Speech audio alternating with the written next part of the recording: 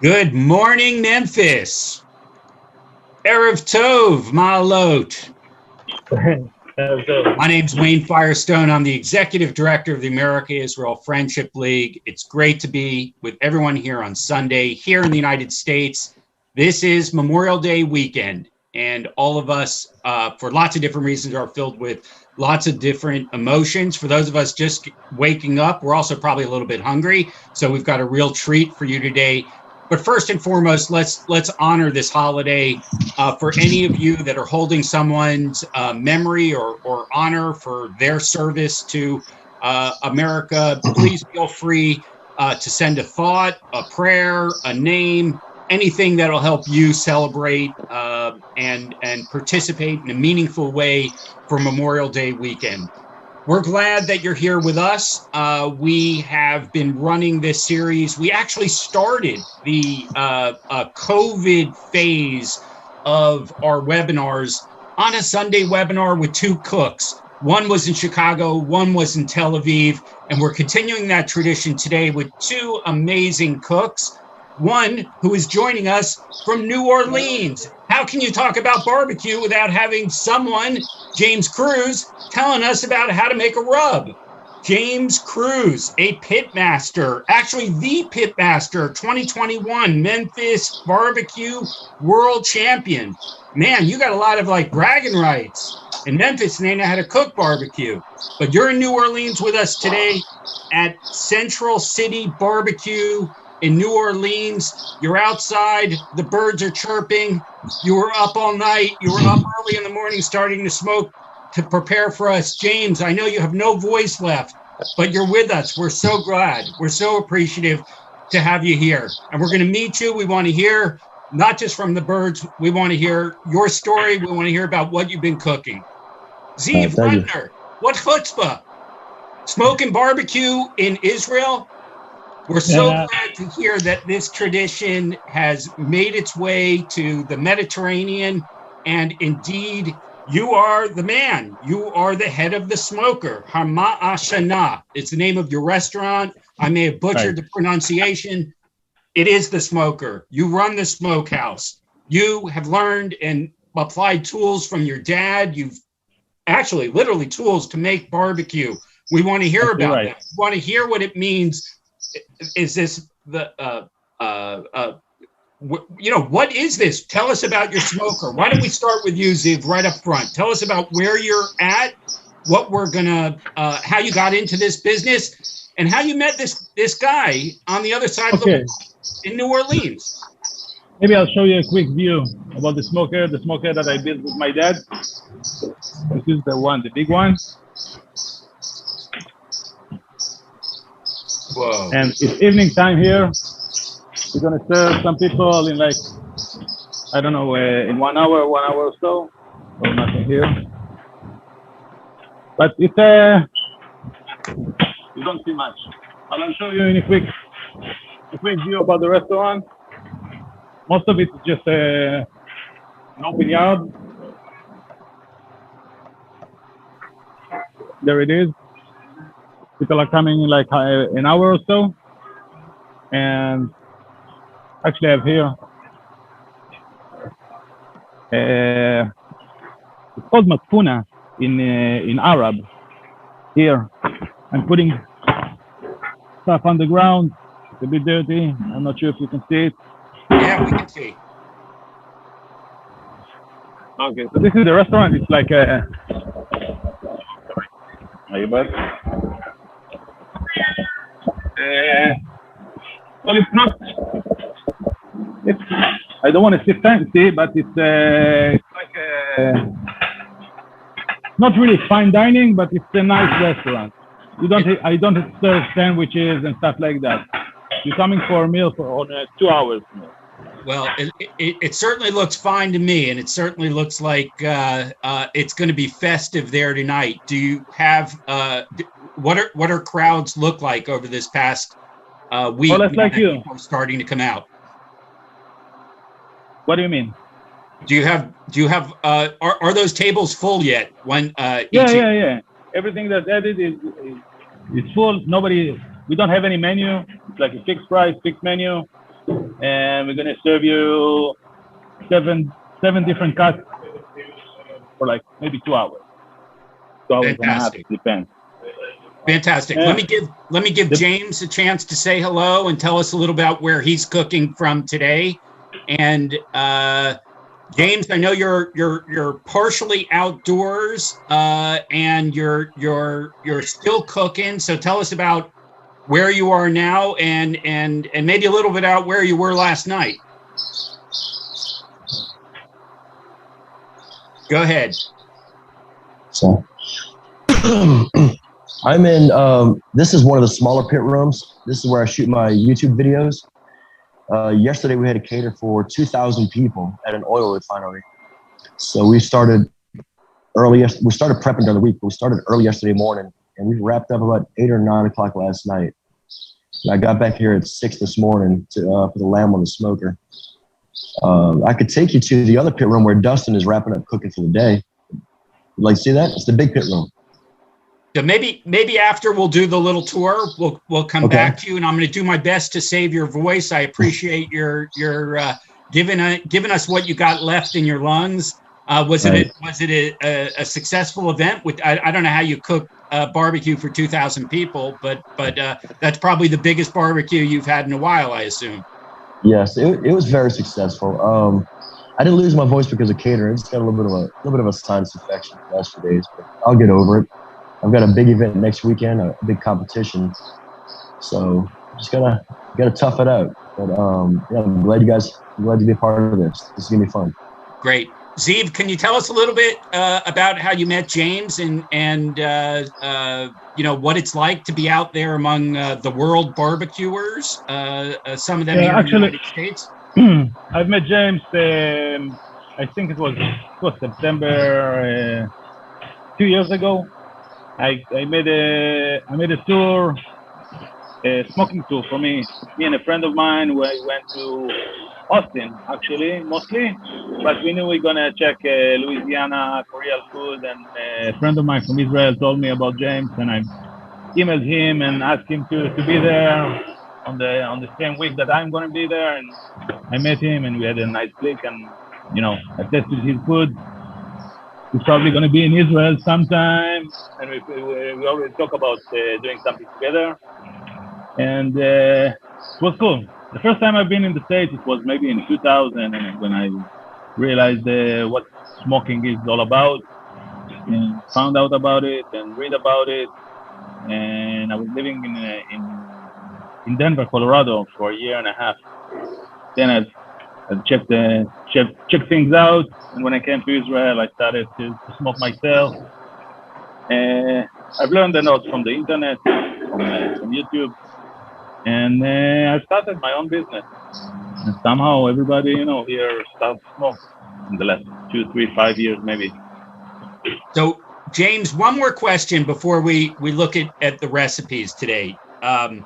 Tell us about this word "shiggin."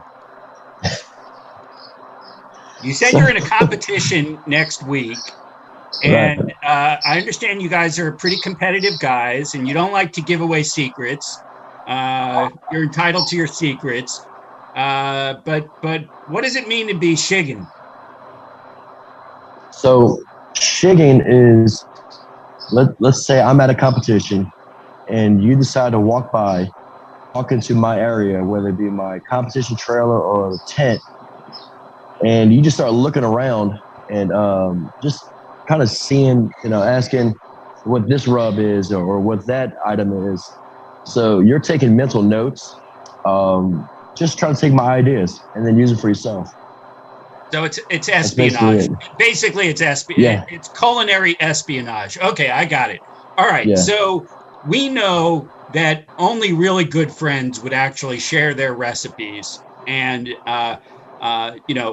our middle name is friendship. So today's episode on American Memorial Day is dedicated to actually walking the walk. We're not just talking the talk here. In a moment, we're going to see over the course of this hour that we're together, we're going to see Ziv's recipe being prepared by James, his rub, and James' recipe being prepared by Ziv.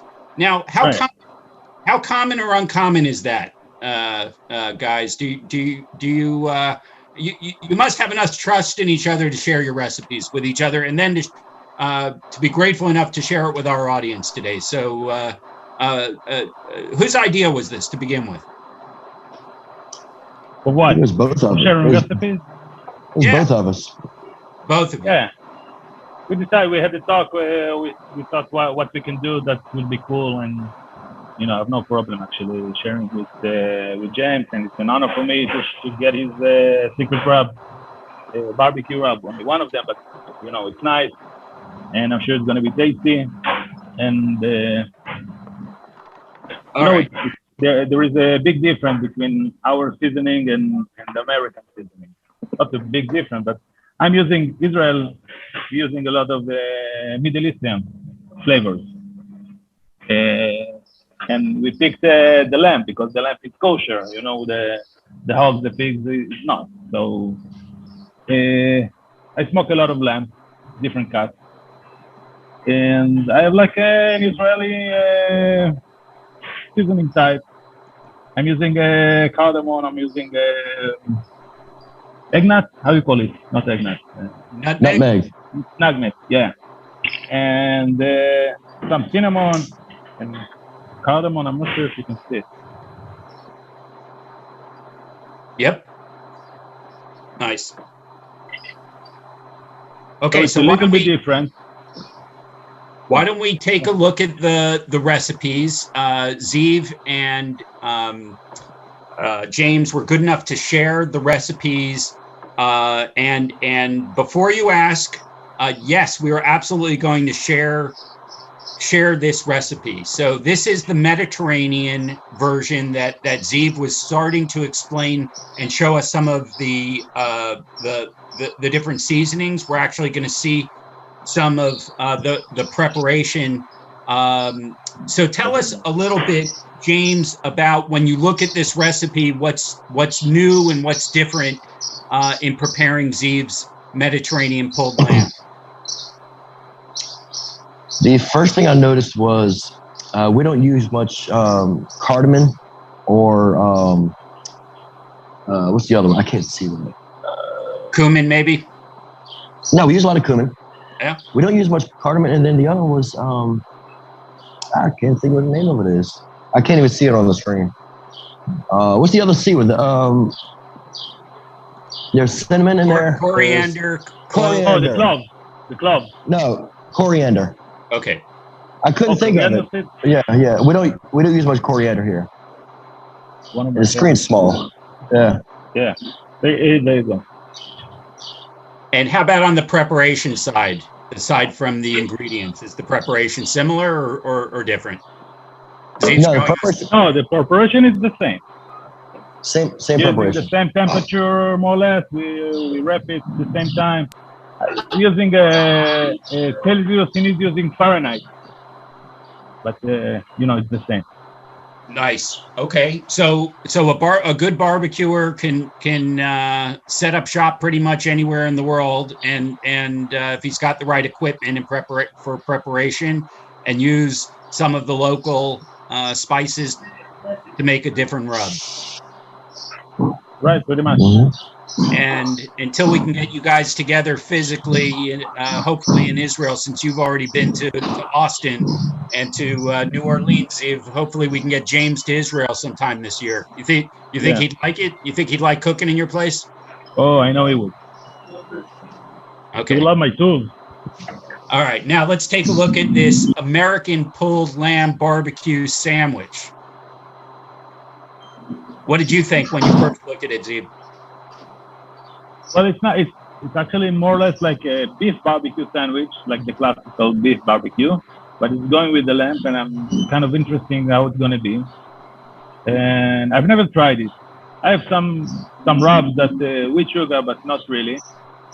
And I think it's going to be nice because it is nice.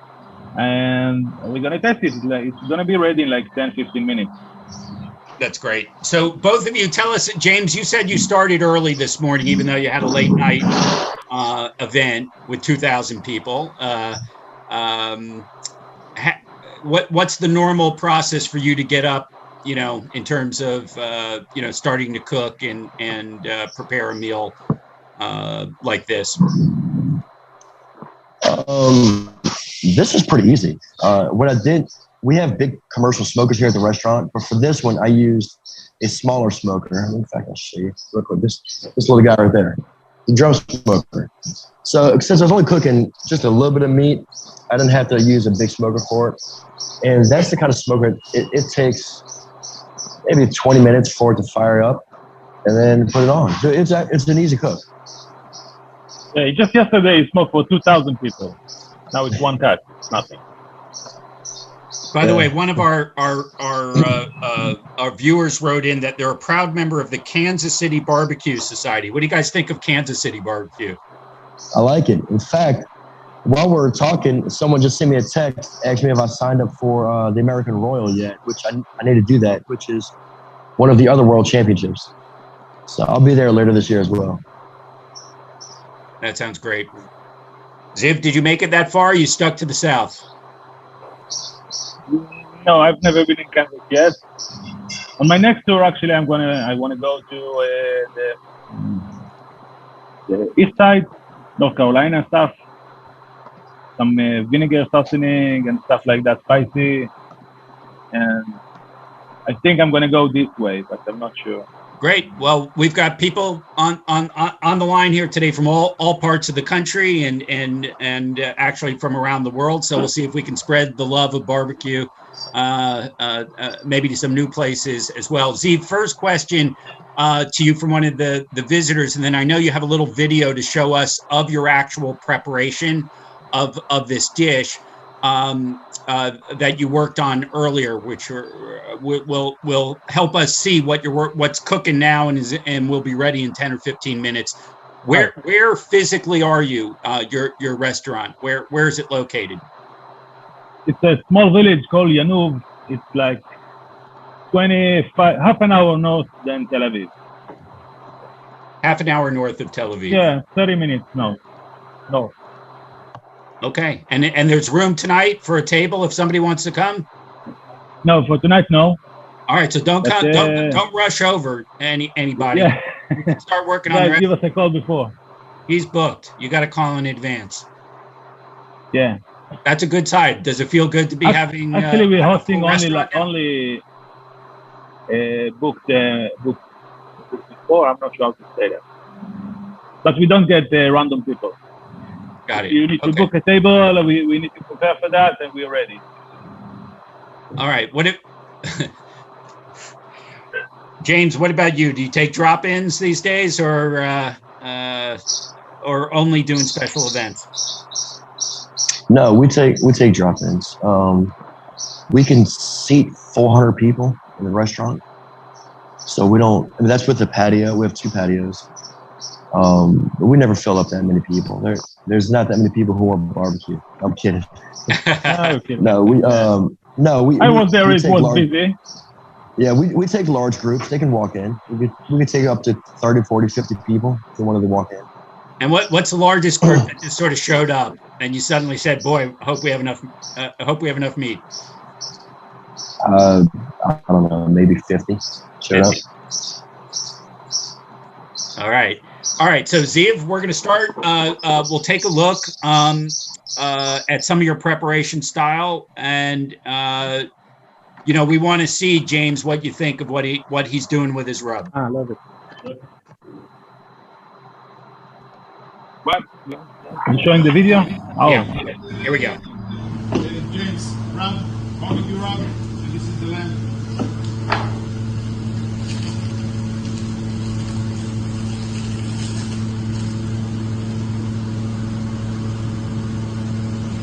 Putting some oil.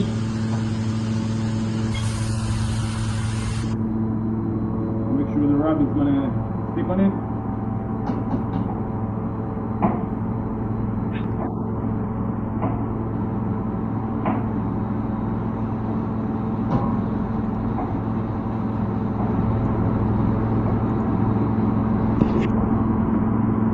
Rubbing it.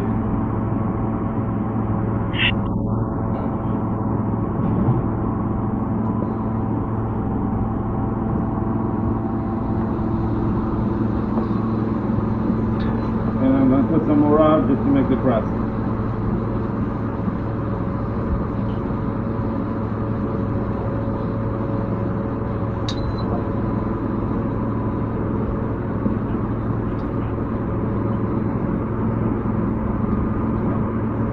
I'm going to put this in the smoker for like 3 or 4 hours. And then we're going to check it.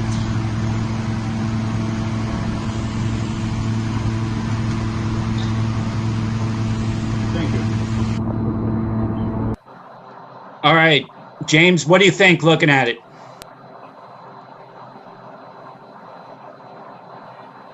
He's on mute. All right, here we go. I think he knows what he's doing. He looks like he's done that before.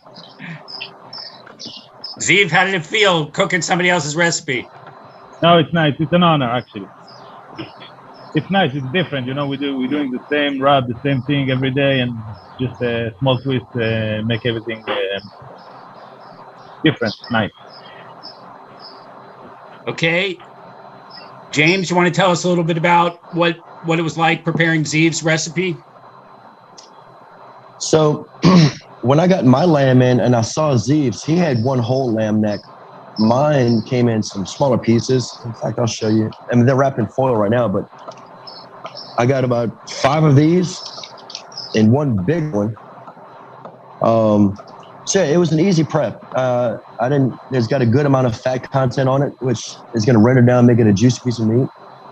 I made his rub that he gave me. I've got the rest of it in the shaker here. It's really good. It's got a lot of flavors in it, a lot of herbs. Yeah, you liked it? I did. So the one thing that kind of threw me off a little bit, there was no salt and pepper in it. So me and Ziv talked about that. He said he adds the salt and pepper after to taste. And so I like that. I like that because you could dictate the amount of sodium and the amount of heat you want in it in the final dish as well. All right, there was our first professional tip from the exchange that may be holding off on the salt and pepper till after might have some culinary advantages to it. So anything else you want to maybe show?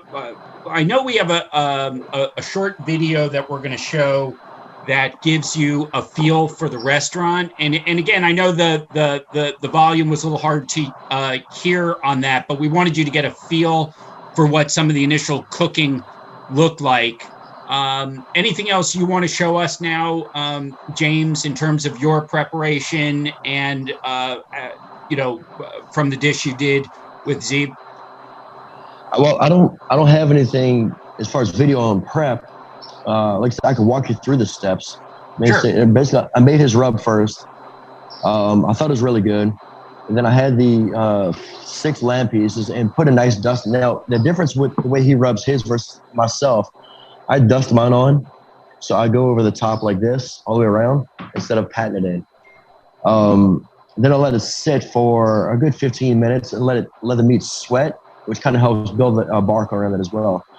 And during that time is when I got this guy fired up. That's called a gateway drum smoker. It's a barrel smoker. I'll show you the inside real quick. You see? Yep. The coals are in the bottom. And I smoked it over post oak, which is a Texas style oak. Yeah, and that was pretty much it. I mean, it's just like any other low and slow smoking. Rub it, let it sweat, put it on. Since that one is more a little direct heat, I did flip them about every half hour before I wrapped them in foil. Other than that, it's a super easy recipe to follow. He gives really good instructions in that recipe card.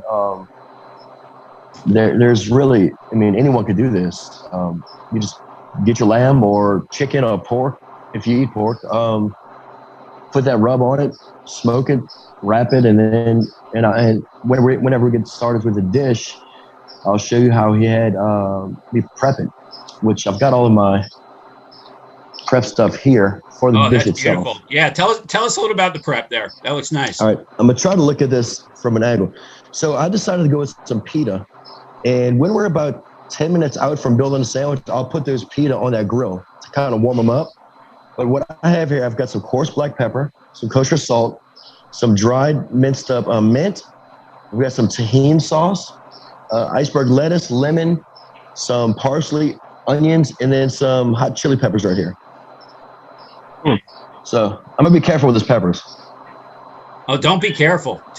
Go. I think you gotta, Ziv, how hot? I think in New Orleans, everybody eating good can eat more hot chili peppers. Right? You have this thing. I remember like a big store with all different kinds of chili peppers. Like you like hot. Am I mistaken? I can't hear. Oh, we James, lost you're on you. mute. Sorry. Yeah, we use a lot of more cayenne pepper here, and red pepper and black pepper. And the thing people think about New Orleans, they think that we eat a lot of really, really spicy food, when actually we eat more balanced heat. It's we like to balance these savory, salty, and spicy instead of being really hot. And I think people think that because of crawfish and all the seafood we cook is in a boiling water that's seasoned up, but we don't really eat a lot of hot food. We eat a lot of seasoned food.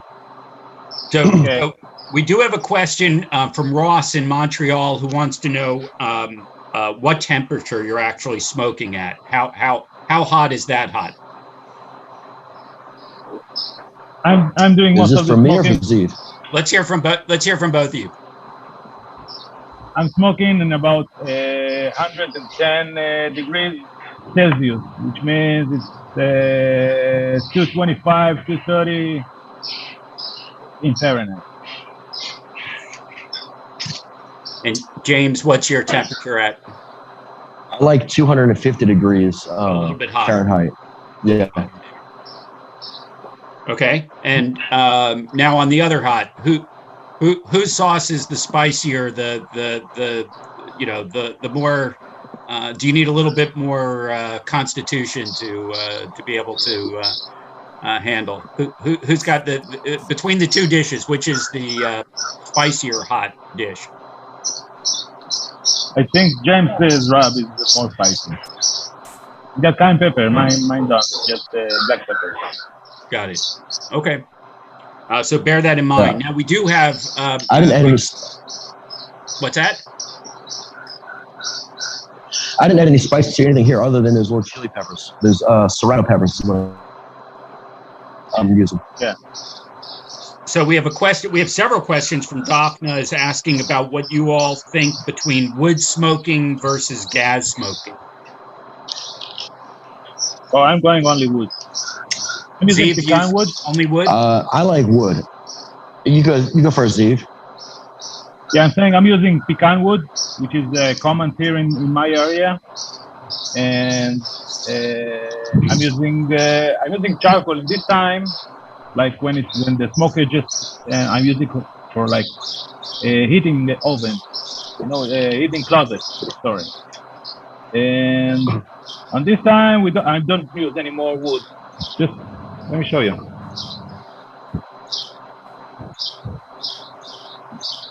This is just charcoal, just to keep the food warm because people are about to get in like half an hour. But in the morning time, we're using pecan wood all day long, actually. Just in evening, we're using charcoal.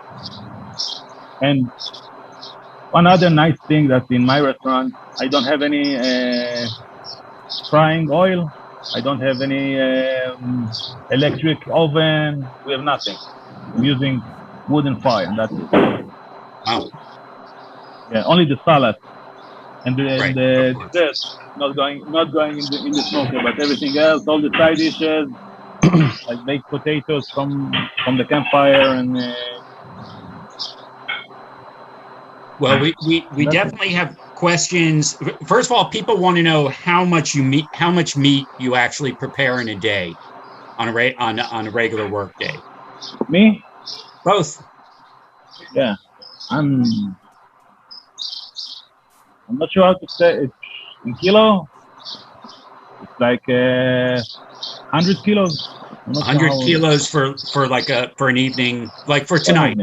Tonight would be about 100 kilos. No, tonight it's like an easy night, maybe 65, 70.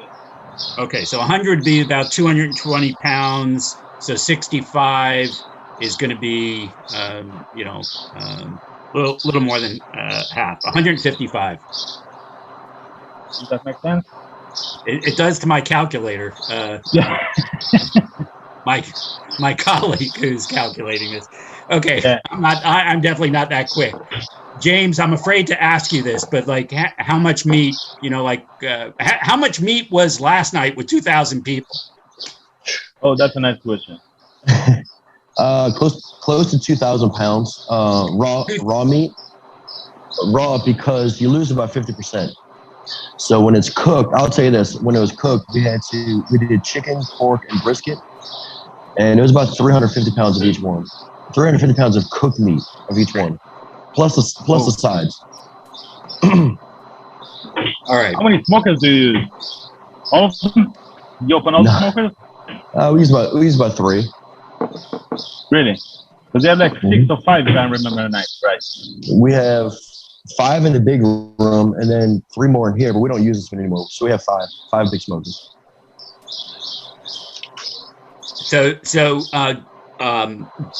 Let's talk a little bit before we show the progress on the meat itself, and we do have some questions. We have a number of questions that are coming in, but people want to know about the sides. So tell us a little bit, James, about what you think works well with your dish, that the recipe that you gave to Ziv.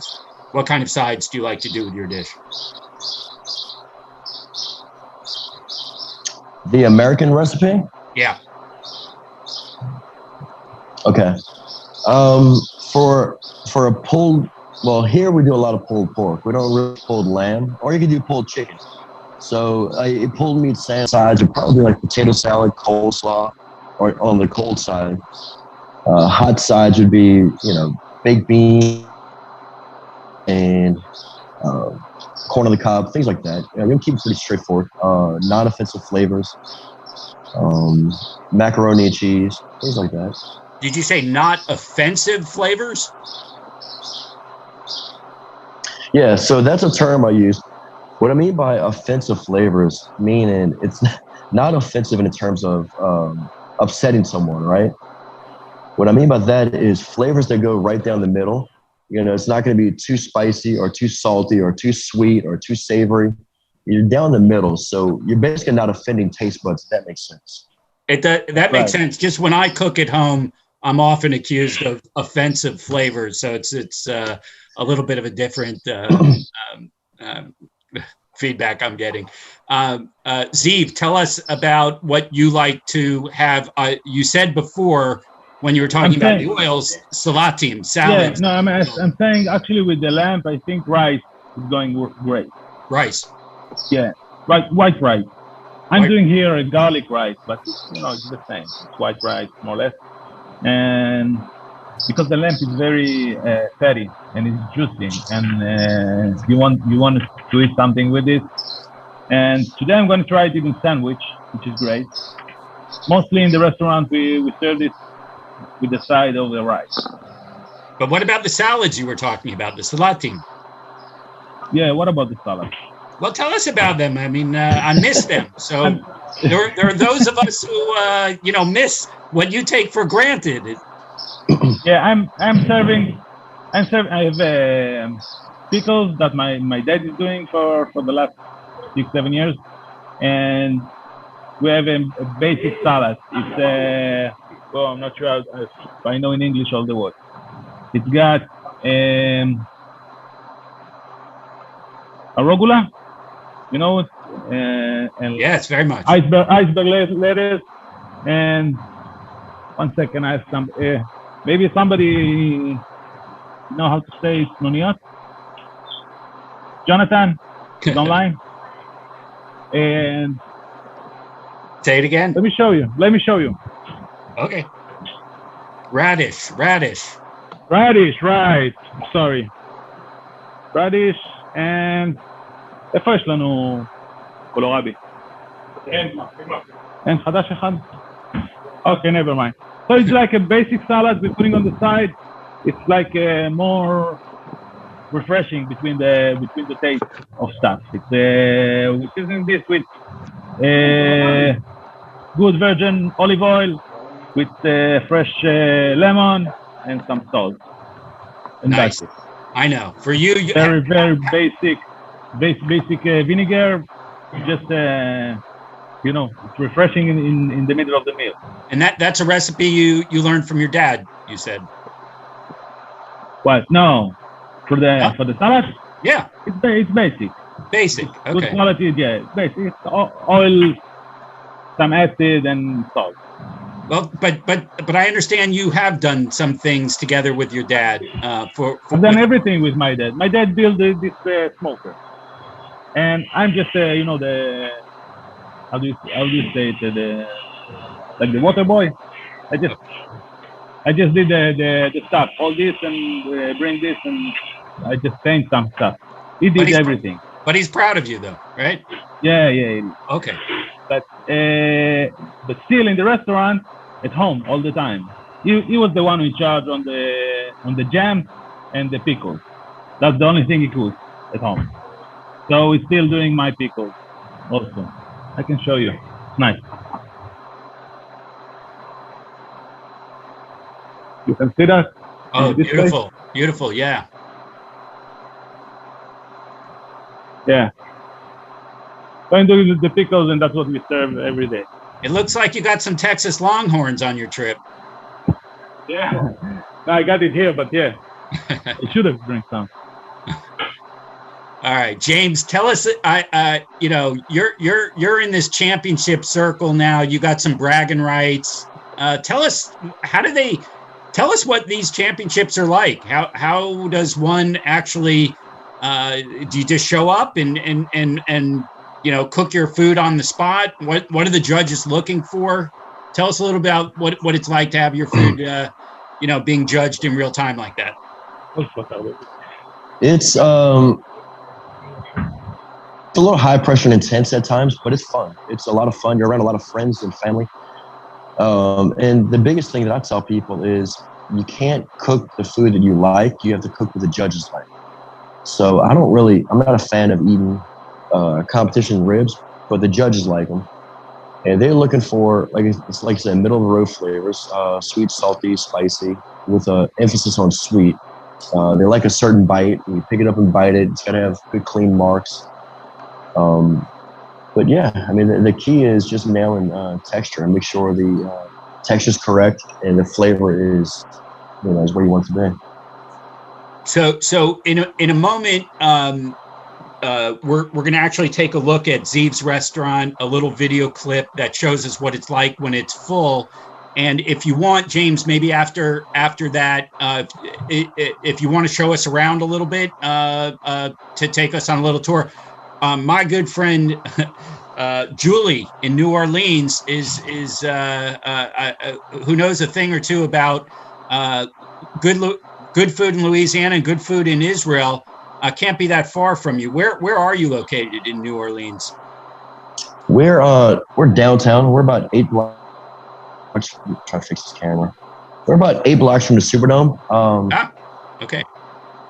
Yeah, we're walking distance to the Superdome and the arena. That's great. Okay, so we'll take a little walking tour for you in a minute, but first we're gonna pull up a video that we have of Ziv showing us around a little bit in the restaurant. We saw it before with preparation for tonight, but he did us some advanced work to show us what the facility is like. This is from an I-24 news segment.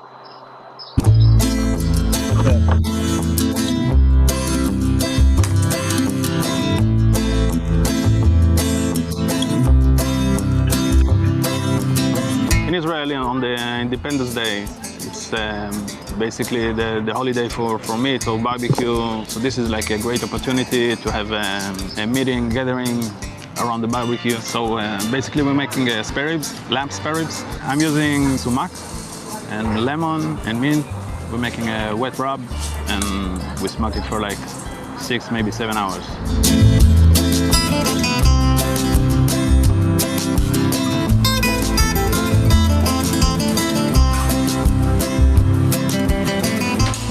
We call it a mashena. Mashena, it's basically smokehouse in Hebrew, and also the smoking pit itself, the smoker. Everything here is based on fire, wood fire. We have a smoking pit for fish. We have a smoking pit that buried under the ground.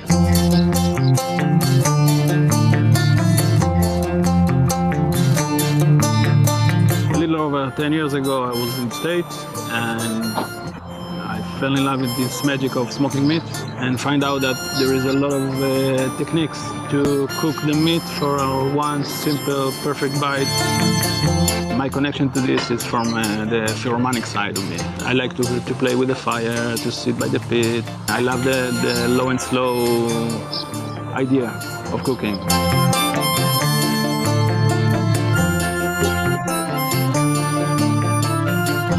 Most of the flavor comes from the smoke itself and the fire and all the ingredients that we use. It's Israeli, it's from the Holy Land. I think it's great, it's fresh.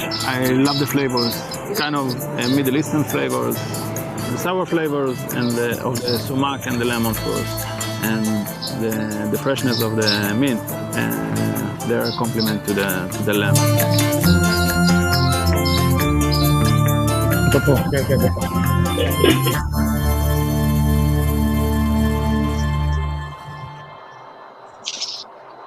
Beautiful. That was something to see. I feel like I can almost smell it from here, and we haven't quite invented that app yet, but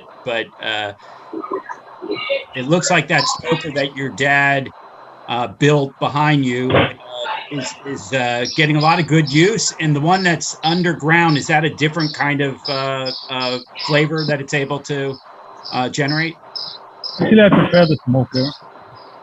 Well, the underground, it's called madfuna, which in Arab it's buried. Buried. And the thing is, you put the wood, the charcoal, the wood, and when it gets, I don't know how to say, just like this, red and white, you put the meat with the thing on it, and you close it, and you put the blanket on it, and you put some mud, and just like sealed it, no chimney. So it's after 4 or 5 hours when it's taken down, the food is good. But it's not really, you cannot control the temperature. You know, whatever you put, that's what it is.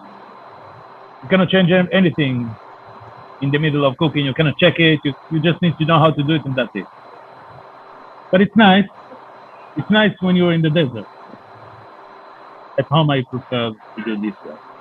Okay, but we're not going to be your restaurant's not in the desert, so can we get a tape? I'm not really using it. I'm not really using it every day. Just on a special event and stuff like that. We're doing, I have a black seasoning of a chicken. I see. So we do it with chicken. Nice. It's nice to have a blend of lots of different influences. It sounds like your restaurant brings the East and the West together, and Arabic recipes with modern Israeli recipes. Yeah, it's not really Arabic. This one with the lamp it's Arab flavor. But yeah, it's kind of old style cooking. You know, I'm using a lot of cast iron stuff.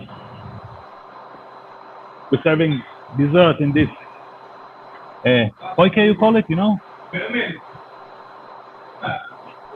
Can you see that? Pot. That's a Dutch oven. A Dutch oven. Okay. Yeah. So I'm using that. That's like rusty. We don't do plating. We just cut the meat here, actually on this pot. We're cutting the meat, and we serve this, and the waiters go and, you know, put the same cut they put to everybody on the same time. We're just like serving food. All right. So what I want to do now, James, do you want to take us? I want to give you guys just a heads up for any final preparation you want to do on. You know, I'm ready. You're all right. Ready to serve whenever you say. Okay, so James, you want to take us on a quick tour, and then we'll start with Ziv, and you'll be the cleanup batter. Yes. So while Ziv is prepping his, I'll put my pitas on the grill. I want to put them on now. So Okay. let's do that. Yeah. Sounds Let me good. see if I can I flip the screen? I can. All right, so we're gonna head out here. Let's see. Here we go. This is a prep room for big mixer variety, but we're about to go into the big room. We still have to clean up after the big event, but this is the big smokers. That's a big smoker. Yes. That's how you cook 2,000. What'd you say? 2,000 pounds. And this is Dustin. He did all the cooking today. Thanks, Dustin. All right. It's a little bit of a mess right now, but that's all right. He's wrapping up cooking. There's a big rotisserie smoker. I'm gonna go out back real quick. Let me show you around here. And then this is still things from the event. See back there? See that? That's the Superdome. Ah, yeah. Right there. There's the downtown city of New Orleans. This is the back patio. There's our pig van. There's an outdoor bar. But what I'm gonna do is New Orleans, Alabama. This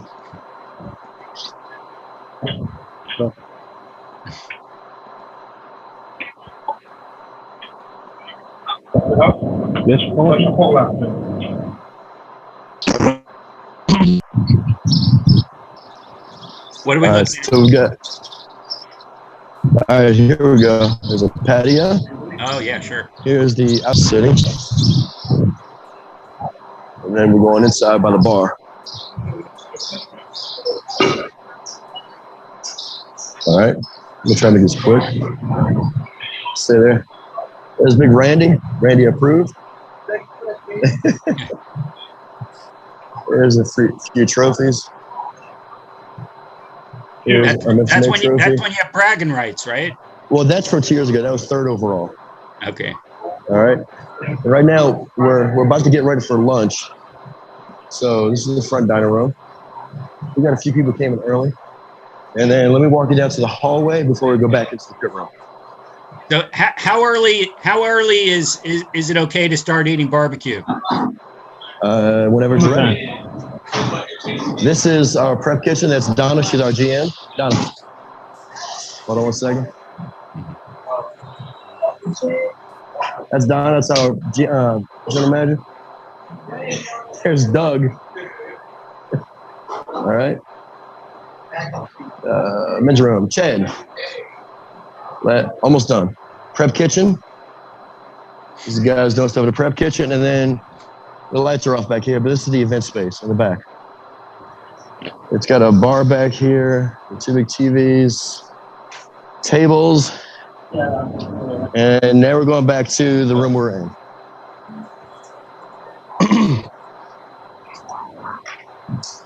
This is where I film YouTube videos, in this room.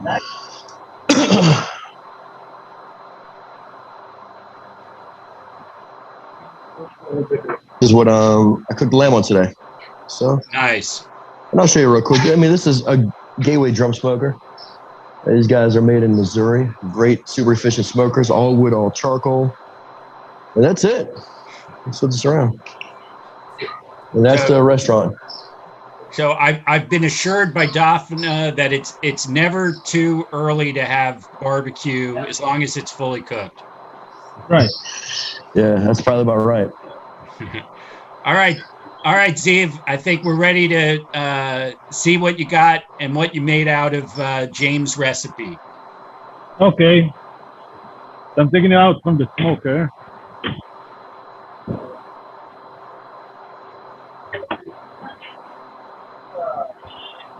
It's already wrapped.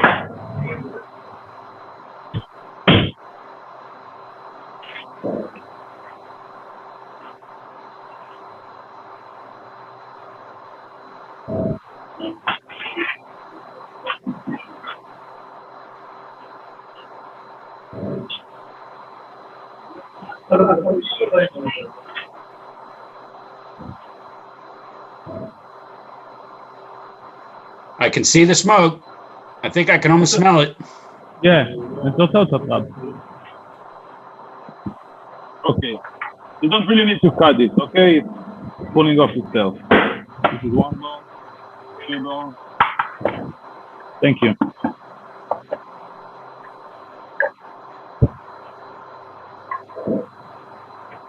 You don't even need a knife at this point, I see. Yeah. Not this, the barbecue. Turn over.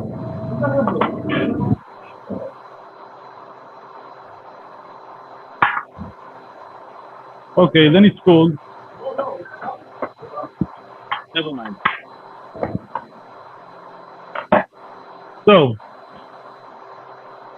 that's when you asked me, right, James? Like a burger bun. I'm putting some of it. It's really juicy. I don't need to put any mayonnaise on that, I'm supposed to.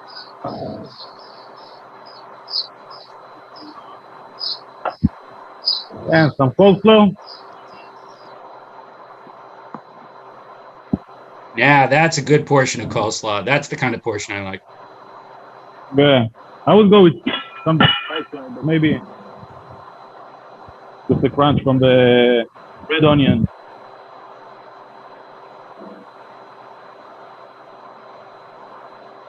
All right, you're guaranteed to spill that all over your shirt. It's perfect. Yeah.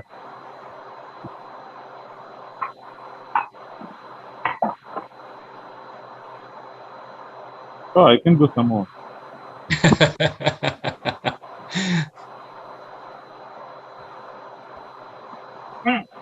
Oh, yeah. Yeah. All right. We got a thumbs up. James, what do you got on your end? All right, so what Ziv told me to do here was start off with some pitas. So I'm gonna take them off of the smoker.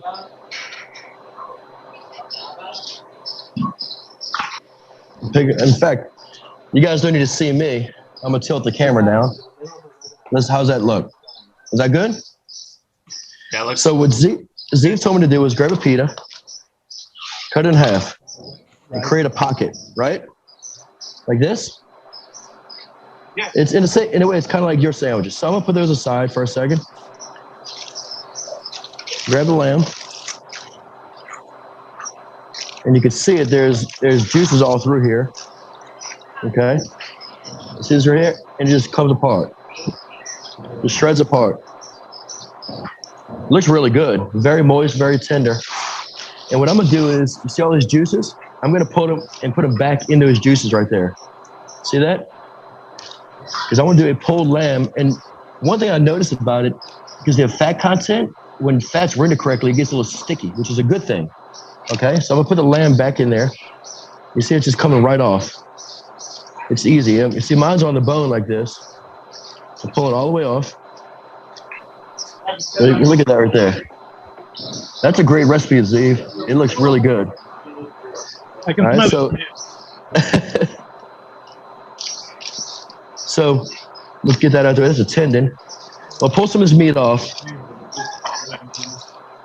All right, so I'm gonna I've got a bunch here. I'm only gonna pull one for the sandwich. So what I'm gonna do is now. That's right. You can send the rest over to me. That's fine. Yeah. So what I'm doing now, I'm gonna toss it in the liquid, correct? Then, since there was no salt and pepper inside of the recipe, now you need to put it. We'll put a little bit over the top, a little salt. A little pepper, black pepper, okay? Now, Z, this is one thing in fact, I don't think you told me about this, but I'm gonna go ahead and squeeze a little lemon juice on mine. Yeah, little lemon. that's a good idea. Okay. And since we're dealing with a smaller pita, all of these toppings, can I just put them on here and then stuff that into the pita? Would that make sense? You start with the meat. Okay. You put it on one side, and then you put some lettuce, some onion. You know, each one put whatever he wants. This is a really juicy piece. All right, so look, that's stuffed right there. Yeah. And on top of that, I've got a little mint. No, dried you can mint. put it. Sure. You can take it on the, let's say it like this. Can you see this? Yeah. Take the meat for one side. Take the meat for the one side inside the pita. Take the meat down, and then you put the lettuce and everything on top of it. And then you. Oh, I see what you're saying. Okay. Well, after that, so I could just top it like this, like a sandwich, correct? Yeah. I can lay a couple onions over the top. That's too many onions. a couple hot peppers. Okay. And here's the tahini sauce you told me about. Oh yeah. Yeah. All right. The tahini should give you the lemon that you put. Yes, sir. Sour. And then I'm gonna go a little lettuce over the top. How's that? That is beautiful. And some more tahini. There's no such thing as too much tahini. I got you. I'm gonna put a little more over the top then. Right. All right, so it's time to bite it, correct? Let me take this. I'm gonna pack it down. What'd he say? Another thumbs up. All right. Hold on, let me wipe my mouth. That's right. You both were entitled to enjoy each other's dishes. Everyone that's looking at this is saying it looks amazing. We have a new twist on the old proverb: when life gives you lemons, put it into your tahini, and then put it in your tahini on top of your barbecue you're making this weekend. Yeah, tahini always goes with the lamb. Tahini with lamb. So, look, we know that not everybody's got a smoker in their backyard, but certainly Ziv and James, you showed us some of the magic that you do in your restaurants day in, day out. I know this was a tough year for everybody. That's how we got to know each other, from our own home kitchens, sharing recipes, talking to one another, getting to hear our stories and our influences. What you shared with us today and your friendship that has continued through this challenging year.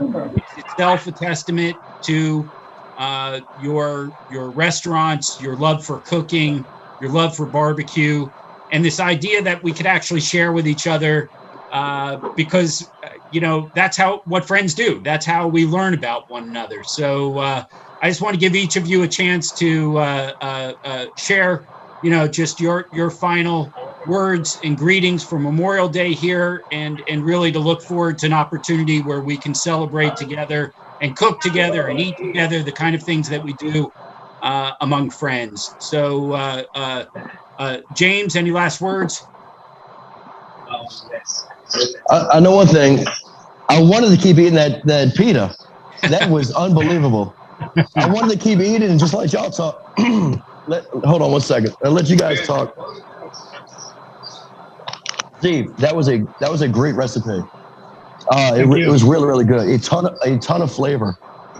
Like I said, I'm still gonna eat the rest of it whenever we're off. And I have plenty more lamb and plenty more. I have all kind of stuff. I'm gonna share it with the employees too.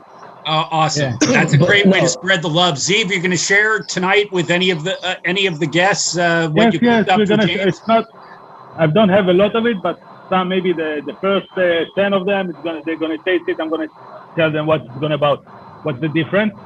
And I want to say thank you very much. It was an honor to be invited to this, and everybody are more than welcome to look in my Instagram.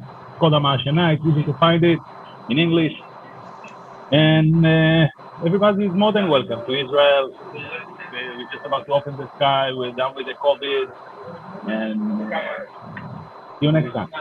Fantastic. So remember, if you can be a half hour north of Tel Aviv, you want to check out Americana. You want to be at the smoke. Oh, if you're coming to Israel, you want to check Americana. We're coming. You may need a whenever you're coming, you need to check it. You're going to have to find out from James how you serve 2,000 pounds of meat when we come in large force, because the food looks good. And anyone who's in New Orleans that can look up and see the Superdome knows they're only going to be a few blocks away, 8 blocks away from Central City Barbecue. We want to make sure you come visit James and see if he still has some of that tahini around that he could put on some of the barbecue as well. Great to meet and spend time with both of you guys. Thanks for making this a memorable Memorial Day here in the United States, and to our friends around the world. We will be sharing the recipes. We promise we will send these out. That's because Ziv and James have made them available.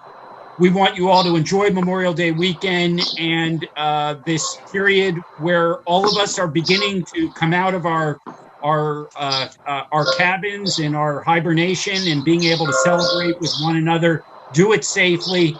This coming week on Wednesday, for those of you that join us during the week, you are going to see an amazing new look at the Tower of David Museum in Jerusalem.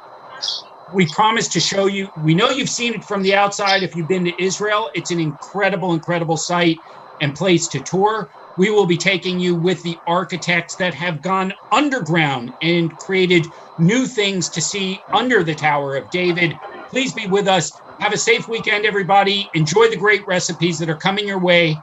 And thanks to all of you from America Israel Friendship League. I got it. Thank you.